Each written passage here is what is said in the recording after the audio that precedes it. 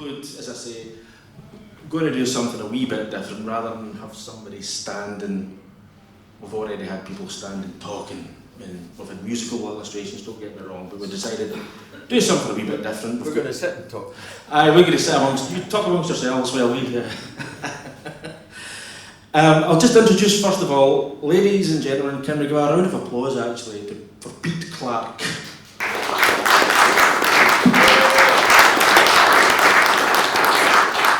And we're just going to go straight into it. Pete Clark, I think it's fair to say, is known. Everybody in here must know who this man is. You must. If you don't, where have you been? But we'll start off.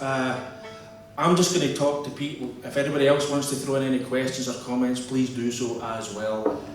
Pete Clark is, you are originally, I think I'm right in saying, Pete, from Fife. Dunfermline born. Dunfermline, and you've been living in Perthshire for... Since 1990. 32 years. Yeah. You moved to Dunkeld, didn't you? You've straight to Dunkeld. No. I moved to Perth.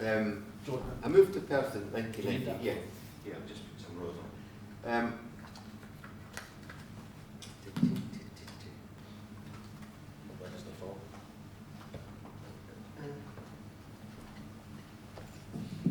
Hello. Yeah, I moved to Perth in 1990 from Galloway, where I'd been living for 10 years. I'd studied, not music in fact, I'd studied marine biology at Ericmo. And then in 1980 I decided to, or 1979 I decided to do a teaching qualification, because I was about to go to conservation, and everywhere I read said teaching qualification an advantage. So I did my teaching diploma at Murray House, and then I kind of discover things as I go on, you know. I mean, when I was at uni, it wasn't until fourth year I discovered there was anything like a 2-1 or a 2-2 or whatever. I mean, I didn't know anything like that. Anyway, I discovered at the end of my teaching qualification that you're supposed to then do 2 years probation before you get fully stamped, you know. So I thought, well, I better do that, so I'll have to get a teaching job. So I ended up getting a teaching job in Newton Stewart in Galloway. In those days, jobs were almost readily available. I had a choice of 8, but Newton Stewart and Galloway provided the best fishing, so that was the one for me. But after 10 years I'd had enough in the classroom, and I moved to Perthshire to teach at an outdoor centre up in Glen Island, working out of doors with primary kids on a residential basis, you know. So instead of just chalk and talk in the classroom, I was out wading through swamps and up hills and showing them birds and stuff, and that was great, really good. But and that's what brought me to Perthshire, that job in Glen Island. And initially I lived in the city of Perth, but then subsequently I moved up to Tullymet for 3 years, and then to Burnham, and then 3 years ago moved from Burnham to Logie, just south of Pitlochry on the Aberfeldy Road. So that's what brought me here. That's where I am now. Well, I meant to, my battery's just run out on my laptop, but I had a slide that I was going to show, because I would say there's only about maybe 5 people here who know about the statue in Dunkeld. It's it's of Neil Gow, famous fiddler from Dunkeld. It was Pete that got that. He raised the money, he got it made, and it's. I was going to take a photograph of it, and in fact I did take a photograph, but I can't show you because my computer's on the blink. Neil Gow, it's fair to say, Pete, you've long admired his music. If anybody's heard Pete playing in concerts, got his CDs, he's an authority on Gow, an admirer of Gow, etc. How did that come about? Why Gow? What is it about Gow that appeals to you? How Gow? Well, as I say, I ended up living in Burnham. I moved into Burnham in 2000. And obviously I was aware of Neil Gow.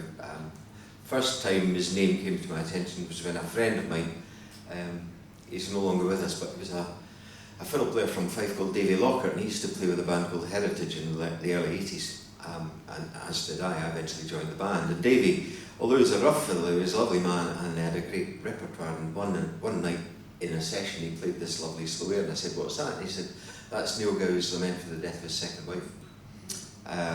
So I thought, Neil Gow, right, ding. Anyway, I ended up living in Burnham, and I didn't deliberately move there because Neil Gow was from near there, but lo and behold, I was living within a mile's walking distance of where he lived in the little village of Inver. Although a little known fact, he wasn't actually born in Inver, he was born in a tiny little settlement called Claypots, just half a mile up the road from Inver. There's still a cottage there today called Claypots. But when he was still a baby, the whole family moved to Inver, so that's where he was.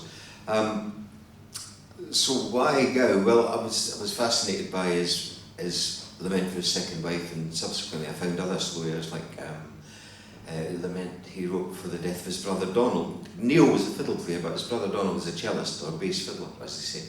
And so for his gigs, most of the time he'd play in with his brother as a cello fiddle duet. Sometimes for bigger gigs he'd bring in other fiddle players. But during his long life he had 4 sons, and all of those went on to become fiddle players. He had daughters as well. There's no note of them becoming fiddle players. It was very much a male-dominated world in the 18th century, fiddle playing.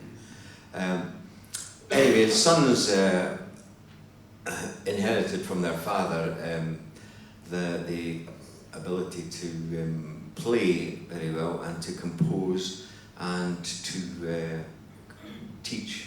So Neil Gow is the epicenter from which radiated these different lines. 2 of the sons, John and Andrew, ended up living in London, where they worked as musicians, and 2, William and Nathaniel, ended up in Edinburgh. So there was this great fiddle tradition emanated from rural Perthshire. It's not the only one. It's not to say that that's the only source of Scottish fiddle music, but it is an important one. And in those days there was such a thing as geographic isolation, which is more or less non-existent now with the advent of the internet, etc. So if you're a fiddle player and want to learn tunes and go on the internet, you can learn tunes in the style of anywhere in the world, basically, because of that. But in Neil Gow's day, you only heard the music played by guys in your vicinity very often. So there was a distinct regional style evolved, very much like spoken accents, you know. The other thing which spurred me on to do something about Neil Gow, having lived near Dunkeld for almost 80 years. You know, he was born on the 27th of March, 1727. He died on the 1st of March, 1807, just 3 weeks short of his 80th birthday. So virtually 80 years there being the local celebrity, fiddler of choice to the Dukes of Atholl, etc., etc. But one thing that always rankled with me when I was driving up the A9 or when I went to live in Burnham was you'd see a sign saying, Beatrix Potter Museum, Beatrix Potter Garden, Beatrix Potter this. Now, I've nothing whatsoever against Peter Rabbit. But why is it that an occasional tourist or visitor gets all this attention and Neil Gow gets neglected? The answer, of course, is money. And way back when, people in Dunkeld and Burnham must have thought, well, we could maybe spin this Beatrix Potter image and attract tourists and make money out of it. Neil Gow? Who's Neil Gow? He hadn't a clue. Anyway, I thought it's about time we had something to signal to people and to inform people, not just visitors but locals, that Neil Gow used to live here and who he was and what he was. So with that in mind, and it wasn't just me, it was a whole lot of people helped us achieve this objective. We decided to start a wee festival named the Neil Gow Festival, focused on fiddle music primarily. Just really something to put Neil Gow on the map, but at the same time, potentially something which would generate sufficient revenue to pay for the installation of a life-size memorial of Gow, which is what we actually achieved in 2020. There was a life-size bronze, slightly larger than life, 10% larger than life-size bronze of Neil Gow installed at the junction of the road from Burnham to Dunkeld, just before the road curves to the right and crosses Dunkeld Bridge. So that bronze was installed on the 10th of December 2020, after 17 odd years. The festival started in 2004. And the festival will continue as a living memorial in its own right. But this year, after much struggling, I've managed to take a step back, and they've made me honorary president or something like that. And I don't care what they call me, as long as I don't have to do very much. You know? But it's still in good hands. It's probably in better hands now, the festival, and it hopefully will go on from strength to strength. With a cautionary word, hopefully it won't get so big that it self-destructs, you know. Festivals seem to reach a magical size where they're still couthy and cosy, and then when they go beyond that, they can be a bit nah, you know. Anyway, that's what fascinated me by Neil Gow, and Beatrix Potter was an important catalyst in that process. The festival itself, it's some festival. It takes over that wee village, and there's recitals by Pete in the kirkyard at Dunkeld where Neil Gow's buried. You've walked down to the house, down to the oak where the bench is, that lovely bench. I think you missed a trick there though, Pete. See, when you got that statue commissioned, you've got Neil Gow like that. Really, you should have added him like that, with his head on Peter Rabbit, with his foot on Peter Rabbit's neck. I've always been in the conservation stream.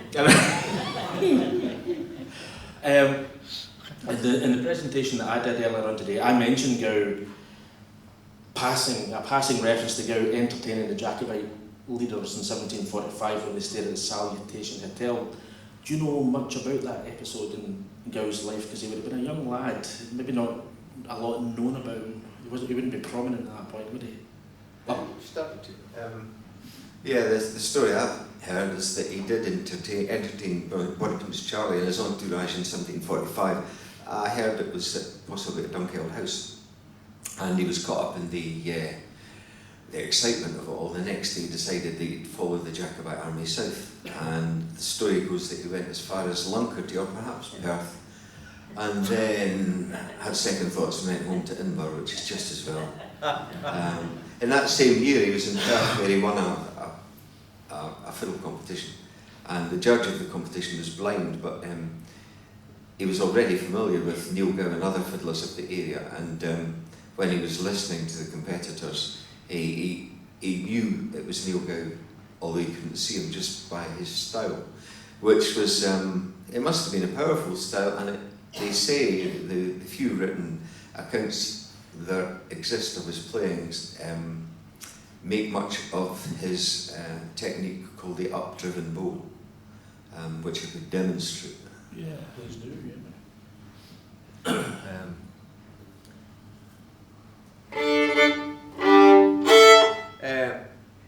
Fiddle, bow. When you're playing the fiddle, you move the bow like that, and it's a down bow. You move the bow like that, and it's an up bow. So far, so good. There's an old Strathspey, Tullochgorum, the Blue Hill.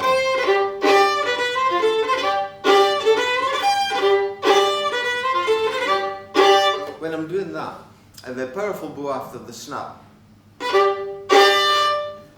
I'm playing with a down bow, but you could also do it this way. So what I'm doing is, instead of, I'm doing that. It's very awkward because it involves recycling the bow. And playing the violin or fiddle is quite easy to retake a down bow. It's a natural movement. But to retake an up bow is difficult because there's an element of control there which is not easy without getting a lot of ricocheting, you know. But Neil Gow was good at it.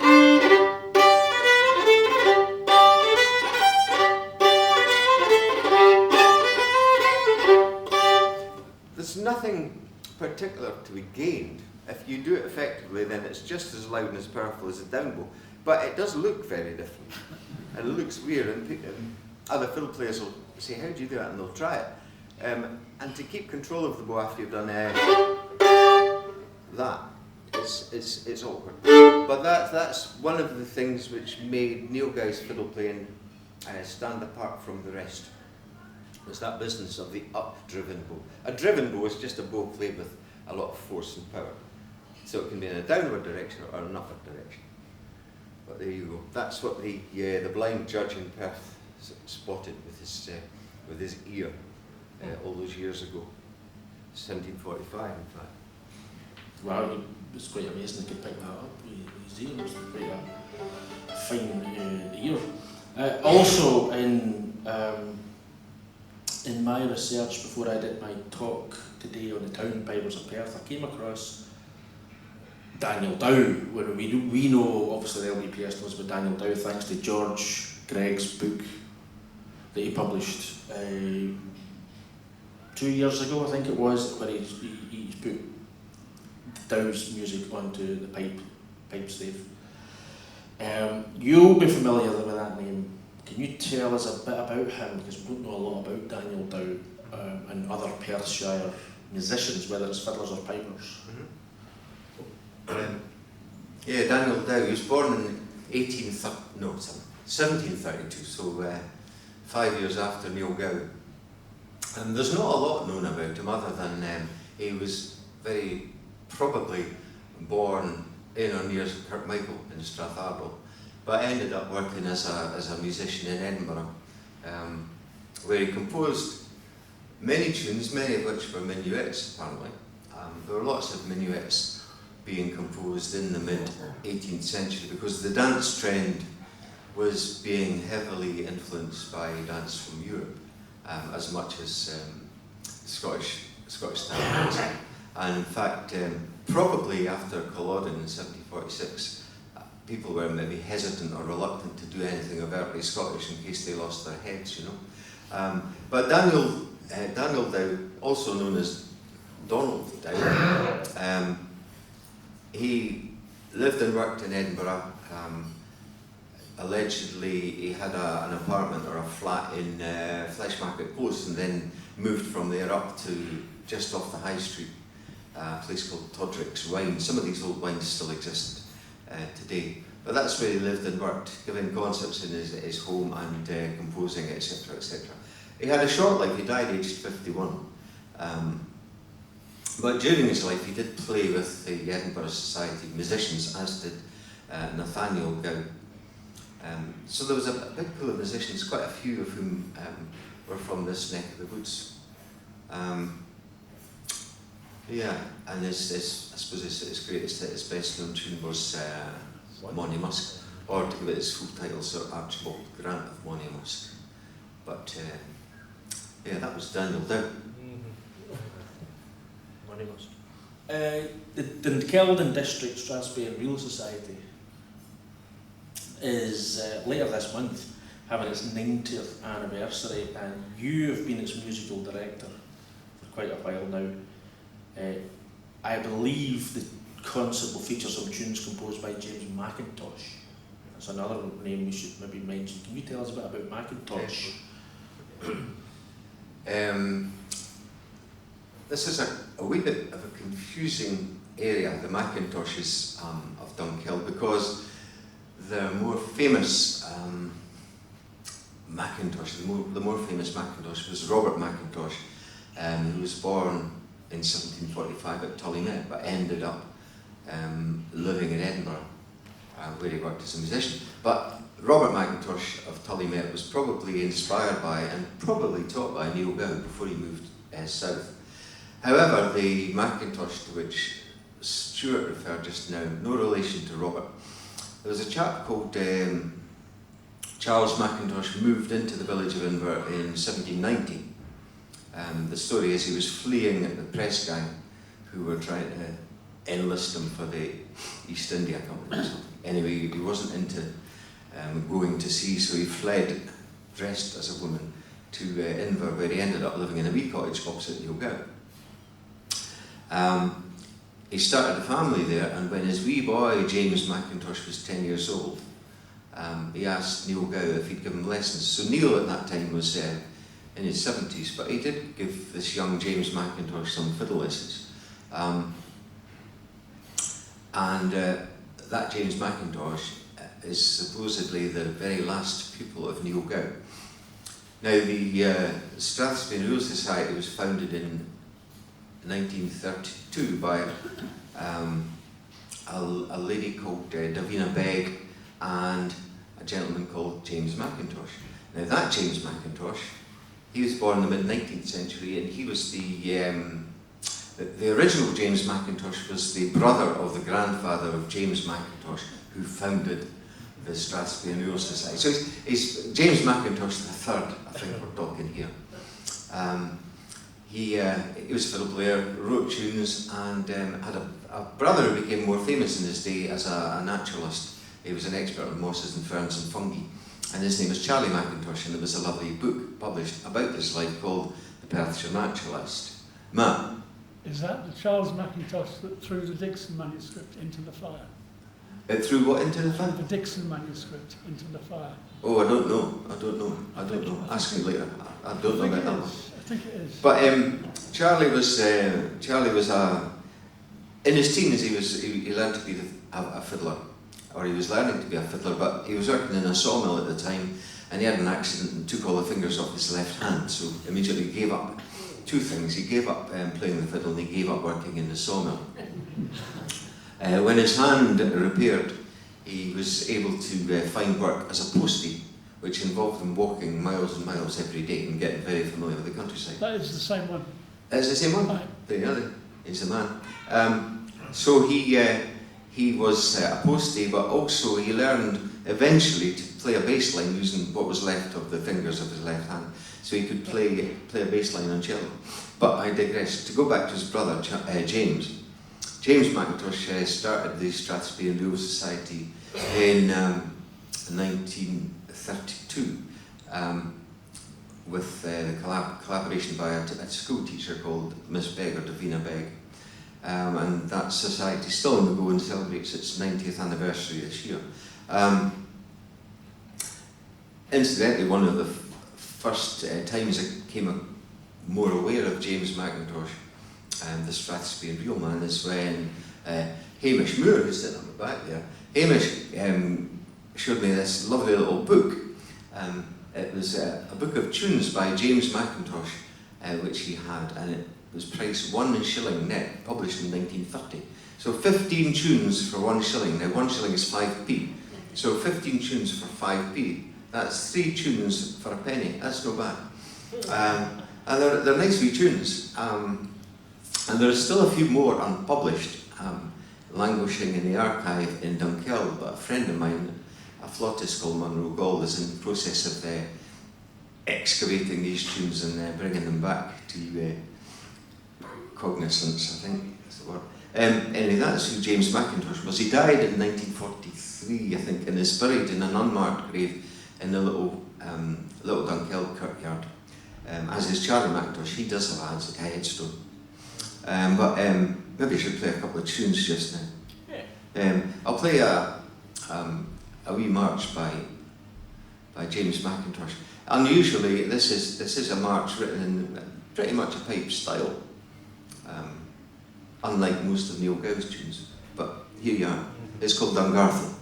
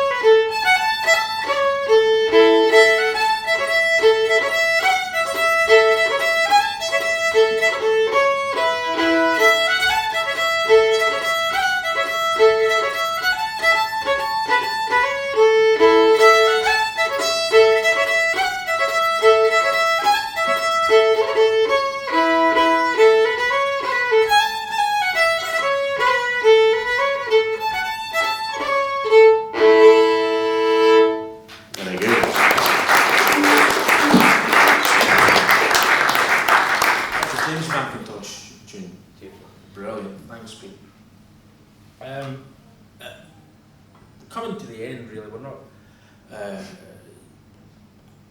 We've got the concert later on tonight, obviously, but I know that you moving slightly more into more obvious and hardcore piping. Is there any person? I mean, I know that you're a long admirer of Gordon Duncan's compositions. Probably the most important piper in Perthshire in recent years, for sure. I think everybody would agree with that. Did you know Gordon? Did you play with him in any sessions? I think you did. You did. I thought that as well. I remember speaking with somebody, I can't remember who it was, ages ago, and he asked me about Gordon's tunes, his compositions, why are they so good, what is it about his music? And I find it difficult to put into words. This is before he did Belly Dance, Thunderstruck, but everything he did before that was still just so good. They just are good, you find it hard to put into words. I mean, what is it about his tunes that you like? What is it? They're just so appealing, aren't they? They're so dynamic and appealing. Is there anything to be said about that, Pete? Yeah, Gordon's tunes are quite unique. I must admit, the first time I heard Famous Baravan, I really didn't like it. I thought, I couldn't understand it, didn't figure it out. Subsequently discovered that it was the way it was played which had put me off. Then I heard it played properly and I thought, now I get it. But its tunes are quirky, quirky. Some of them don't do anything unexpected, but many of them do. There's one of my favourite jigs is Bitlochry High School Centenary, and that's a lovely tune, D major, trundles along nicely, 4 parts, but the first bar of the 4th part is in 9/8. And the number of times you've had a piano player or a guitarist sit in with the section and think, oh, that's a nice tune, I'll play along with that. And suddenly, in bar 2 of the 4th part, they find themselves totally out of kilter. And they haven't a clue what's going on. They think, what's happened? So that always tickles me. But Gordon's tunes were and are great. They just, maybe it's a happy coincidence, but they really lend themselves to the fiddle and just work really well. And every week in the session, which happens in Dunkeld, sometimes in the Royal, sometimes in the Taybank, sometimes in both these days, every week there's Gordon Duncan tunes that get played. There's one set which involves something like seven of his tunes, and it lasts about 20 minutes, but it's brilliant. Great fun, I enjoy playing them too. So yeah, he was a very sad loss when he went. But I should maybe at this point mention this fiddle I'm playing. This fiddle here, I thought I'd bring it anyway. I don't own it. I've got it on loan. I get it on loan now and again. But this fiddle is a copy of a violin made by Gasparo da Salo, Italian guy, obviously. His real name was Gasparo Bertolotti, and he lived in northern Italy. He was born in the town of Salo, but learned fiddle making, violin making in Brescia, and became very good very quickly. Now, in Italy, there are lots of people called Gasparo. So, just like in Scotland, there's lots of people called Jimmy. So, they called him Gasparo da Salo because he came from Salo. And that's what set him apart from all the other Gasparos. But he was so good at making fiddles that the young would-be fiddle players of the day, people such as Stradivari and Amati, used to look at Gasparo's work just to get an inkling of how they could make fiddles. So he was really, Gasparo was a forerunner of the names which everybody knows. And this fiddle has a label that says Caspar de Salo. And it's not an attempt at forgery, it's what you see every day if you look into an old Strad. Most people who have fiddles have come across many Strads in their lives, with a label saying Stradivarius inside. That doesn't mean, if I put a Strad label in here, I'll sell it for a lot of money. What it means is that I've based this fiddle pattern on the design by Strad, so I'm just going to acknowledge where that pattern came from. So this is probably dates from circa 1750 and was made possibly by an Italian, possibly by a German luthier, and based on the work of Gasparo da Salo. And at the time, of Neil Gow's death in 1807, this was his favourite fiddle. This was the one he liked to play. It comes with a lot of provenance, including letters from various folk, just validating that information. So, if Neil Gow, dying in 1807 at the age of 80, had this as his favourite fiddle, he probably had it for 20 or 30 years. And when he got it, it probably wasn't brand new, so it will date from at least 1750 and possibly before that. And it's very, very probably the fiddle upon which he composed his lament for the death of his second wife, who predeceased him in 1805. So I just thought I'd bring it and let you see it and maybe let you hear it. It's amazing that little pieces of history survive and are still around to this day. So maybe I'll play a wee bit of Neil Gow. I've not played any Neil Gow yet. I'll do a wee bit of Neil Gow. Oh, definitely, yeah. Thanks. I've just put modern strings on it. The chap who first showed me this fiddle, he died about 10 years ago, sadly, but the fiddle's still with his family. But this was the way he had it strung, including 3 adjusters here. I've not changed anything like that. But it's got a powerful sound. It's like all old fiddles. It's very, very light. And the tune which got me interested in Neil Gow's music.